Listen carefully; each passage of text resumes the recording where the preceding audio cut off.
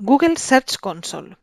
Aprendreu a fer servir l'eina Search Console per conèixer i millorar el rendiment d'un web als resultats de cerca de Google. Per donar d'alta el nostre web a Google Search Console, haurem d'afegir una propietat. Les propietats poden ser de dos tipus, o bé un domini o bé un prefix d'URL. Com podeu veure en aquest esquema, un domini inclou tots els URLs de tots els subdominis i tant els que funcionen en protocol HTTPS com HTTP. En aquest cas, només es pot verificar el domini d'una sola manera, per mitjà de la verificació de DNS. En canvi, una propietat de tipus prefix d'URL només contempla un sol subdomini i una sola versió HTTP o HTTPS. En aquest cas, podem validar la propietat per molts altres mitjans. Per exemple, anem a introduir aquí, imaginem que el nostre web es diu elmeullloc.cat, li diem que continuar, aleshores intenta verificar aquesta propietat i, com que veu que no la pot verificar, ens dona diverses opcions. Una és la de baixar un fitxer HTML per penjar-lo al web. També hi ha altres possibles mètodes de verificació, com ara introduir una etiqueta HTML, una metaetiqueta, verificant que són propietaris també del compte de Google Analytics o del compte de Google Tag Manager, i també, si són propietaris, del DNS. Un cop donada d'alta una propietat web a Google Search Console, podem accedir a les dades de rendiment del web a la cerca de Google. Amb Google Search Console podrem diagnosticar problemes de cobertura, d'usabilitat mòbil i fins i tot de seguretat. A més, aquesta eina gratuïta ens permetrà conèixer quines pàgines obtenen més clics, és a dir, un click-through més alt quan es mostren els resultats de cerca de Google. A la pàgina inicial podem obtenir una visió general de les dades més importants del rendiment, de la cobertura i de l'experiència d'usuari. Sobre el rendiment, podem veure l'evolució del nombre de clics a la cerca de Google en els darrers 3 mesos. Sobre la cobertura, ens indicarà quantes pàgines no estan correctament indexades a Google i el total de pàgines correctament indexades. Sobre l'experiència d'usuari, ens donarà xifres sobre l'experiència en general, xifres sobre els Core Web Vitals i sobre la usabilitat mòbil. Des de cadascun d'aquests apartats podrem accedir a l'informe complet. Accedim primer a l'informe de rendiment. A l'informe de rendiment, per defecte veiem els 3 darrers mesos, podem canviar el període seleccionat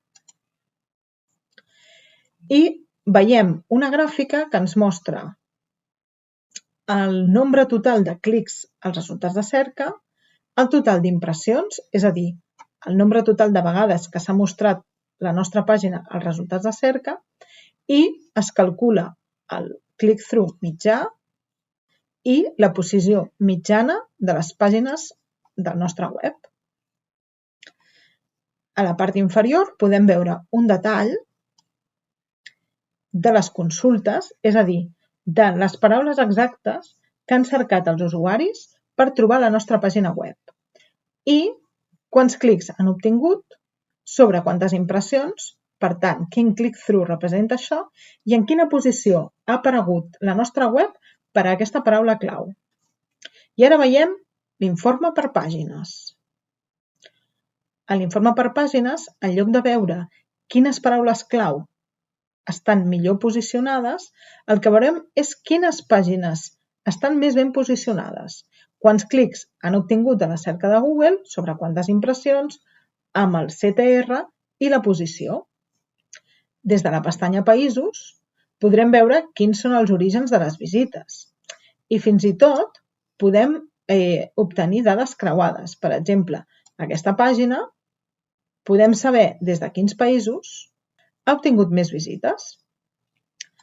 A través de l'eina Cobertura podem veure quines pàgines estan donant problemes de cobertura.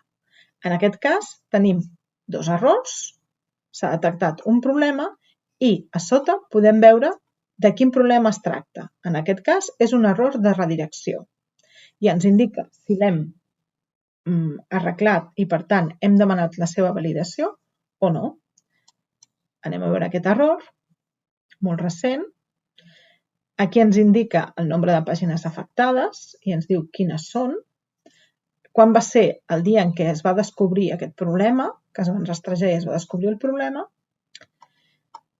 I suposem que hem arreglat el problema, podem avisar Google i fer clic a validar la correcció.